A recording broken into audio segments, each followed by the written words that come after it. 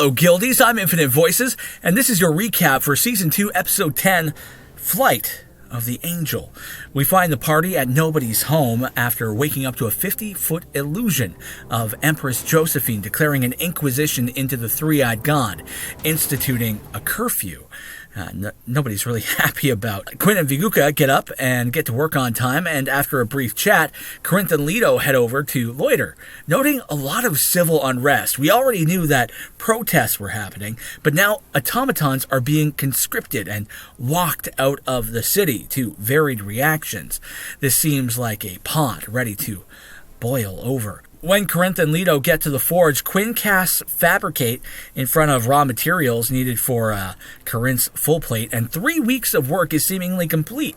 In a matter of minutes, the Elven full plate is about 33% complete, and Corinth will make just a beautiful corpse. Viguka asks Corinth to pick up the adamantine promised by Damien for jobs complete, and upon inspection, they find out that Damien has only deposited a half bar of adamantine, seemingly wanting the jobs promised completed first, or is having trouble procuring the fine metal. They plan on finding out which it is. Now over to Hippolyta and strap in. 5 minutes of planning. How to get into the palace. Easy. A little mirror image, a little stabby distraction, and straight up flying into the palace. Fine. Perfect. Works. A solid perception check for fanciest door. 2 minutes later, you have the entire palace guard after you, and you are face to face with the Empress in their bedchambers. Holy shit, I can't believe it worked. Now, Hippolyta, it's time for you to ask all those important questions. I had no plan. Oh, I had zero plan.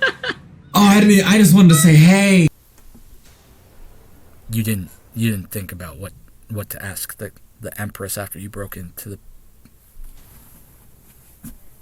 No plan. Okay, this is one of those Jeff Goldblum moments. We're so preoccupied with whether or not they could, they didn't stop to think if they should. Trying to really not piss off Empress Josephine, Hippolyta starts talking about how she just wanted to make sure the Empress was all right after 2 attempts had been made on her life. That's when Hippolyta lets slip that they've seen the three-eyed god. This catches the Empress and literally anyone else watching from home by surprise. Hippolyta dodges and weaves in conversation and claims that she and her friends know much of the three-eyed god and requests an audience with the full party. Over to the rest of the party, they head from the forge back to Nobody's home, and they see Varric and Nobody talking to a mysterious masked person. Let's call them Tuxedo Mask. Next up is the Battle of Viguka and Leto, a sparring session egged on by Leto, who doesn't want to waste a moment of their year. Viguka, new to magic, gets a solid couple of hits with an entangle spell. Once they dip into old habits like rage, Leto is able to get free and unleashes an incredible mix of melee attacks and spells that cut through. Just like every other barbarian out there, they eventually regret not going Bear Totem. The fight ends with Viguka giving up, and that's when they mention a tradition of courtship in their tribe. And my friends, #green tea is born. As Leto goes upstairs, Corinth goes full big brother on Viguka after the fight, saying surely part of the tradition wasn't throwing the fight. Viguka smiles and says maybe being around Corinth too long. Well, they head upstairs to find Imperial guards looking specifically for Master Corinth. Leto gets that +1 as Corinth's assistant. Viguka gets that +2 as Corinth's security. They're led beneath the palace through a series of underground hallways, or secret tunnels, until they come to a chamber with Hippolyta and the Empress. A very tense talk then happens. Leto gets some answers about her family and why they were chosen. The Empress seems rather keen to remove the three-eyed god, whose real name is Liberdine. They offer Viguka a godstone from Damaskar if the party helps in the removal of Liberdine. And then I love this moment. Leto works a deal to be free of the curfew with a little help from her friends. The Empress tries to flex that they have over 30,000 soldiers. Why would they possibly need this ragtag group? And that's when they all remind her that they were the ones who retrieved the godstone that she has. And also, 30,000 soldiers didn't stop Hippolyta from entering their bedroom this morning. They have a particular set of skills.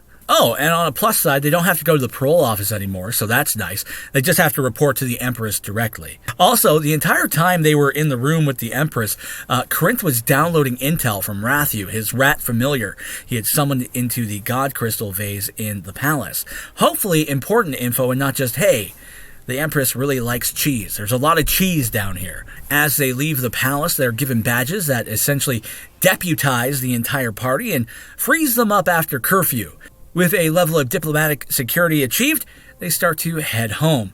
Hippolyta is looking around, hoping to see some Warforged, when she sees two Warforged in an alley, one that quickly dons a mask. Tuxedo mask.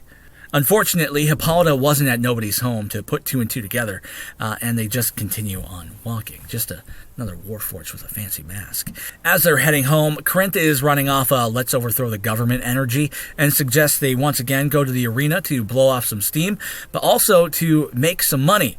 Leto Vaguka also suggests that maybe they take some more jobs from Damien as well to make some cash and work together as a party. They really enjoyed their time together.